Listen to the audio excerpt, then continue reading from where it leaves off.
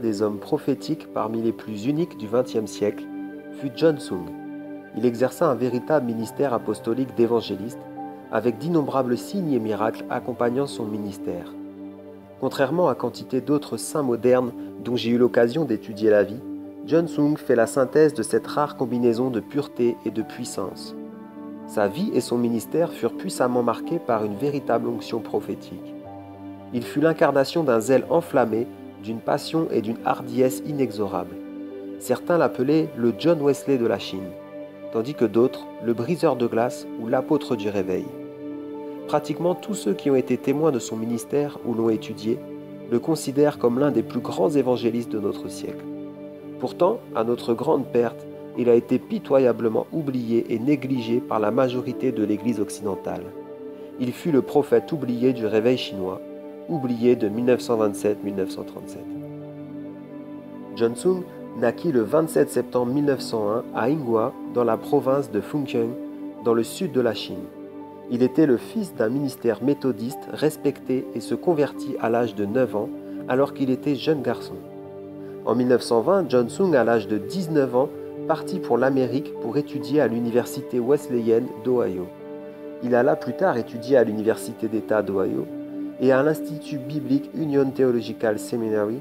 5 ans et 2 mois après son entrée à l'université, il obtint 3 diplômes académiques, une licence de sciences, une maîtrise de sciences et un doctorat. Tout cela en faisait parallèlement un travail de domestique à plein temps.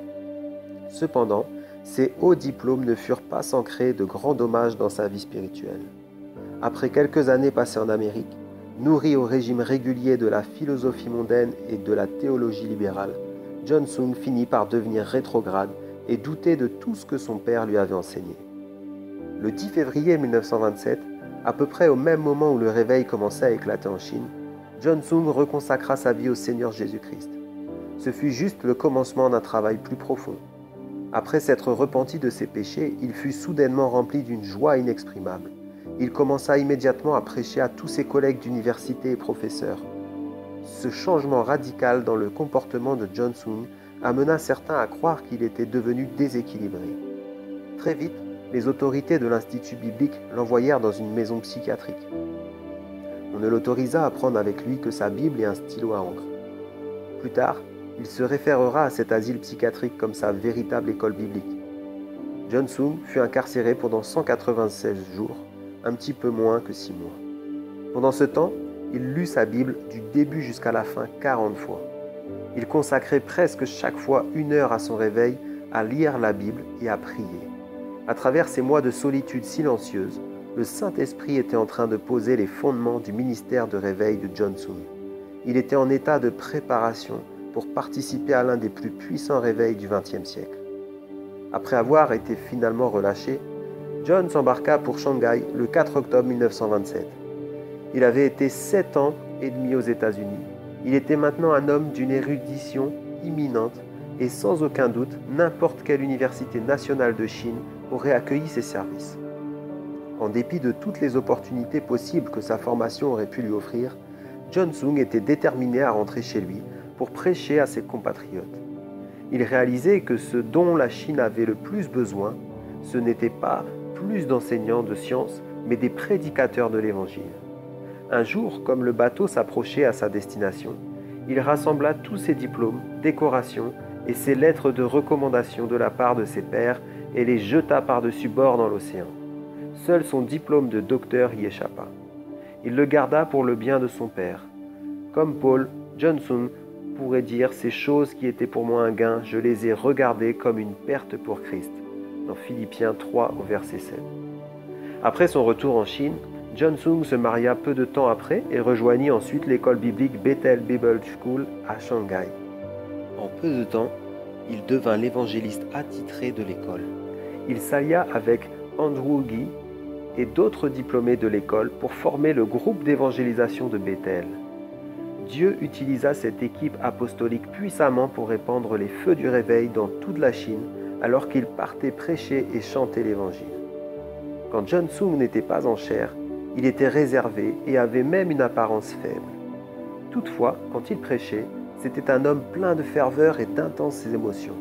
Souvent, il reculait et avançait sur la plateforme, ou quelquefois sautait par-dessus la balustrade de l'autel de communion. À d'autres moments, il parcourait les allées dans un sens et dans l'autre pour pointer son doigt sur une personne de l'audience, et ensuite retourner au devant de l'église et enfin se tenir sur la balustrade de la communion pour terminer son sermon. Il insistait toujours sur la repentance et le besoin d'une restitution complète chaque fois que cela était possible. Il dénonçait sans crainte tout péché et toute hypocrisie là où il en trouvait, particulièrement parmi les ministères endurcis. Et pourtant, il pouvait aussi émouvoir ses auditeurs avec le message du tendre amour sans fin de Christ. Comme peu savaient le faire, les réunions du Dr Sung étaient toujours accompagnées d'une mesure terrible de conviction et de brisement sur le péché. Ce n'était pas chose inhabituelle de voir des centaines de personnes ayant des larmes coulant sur le visage et criant pour obtenir miséricorde. Les personnes convaincues de péché se précipitaient fréquemment vers le devant pour confesser ouvertement leurs péchés devant l'assemblée entière. Souvent, au cours de ses prédications, le Dr Sung recevait le don de prophétie. À plusieurs occasions, il fit remarquer les péchés de quelques pasteurs rétrogrades avec une précision incroyable et effrayante.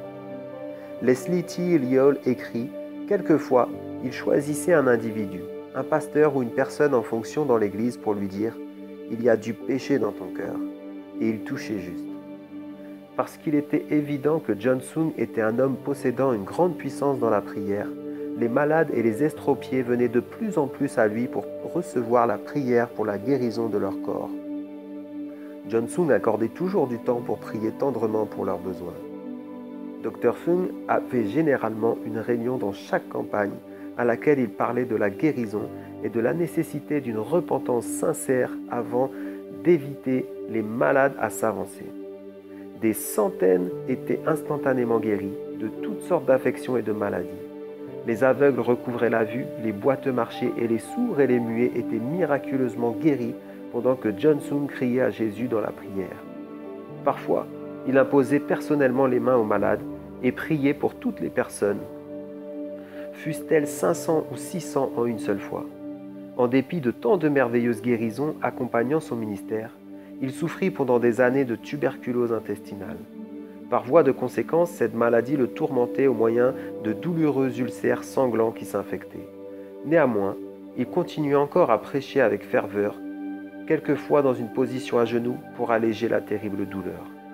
Finalement, après des années de souffrance dues à cette affliction, il mourut à l'âge de 43 ans seulement, le 18 août 1944. John Sung fut un vrai pionnier du réveil.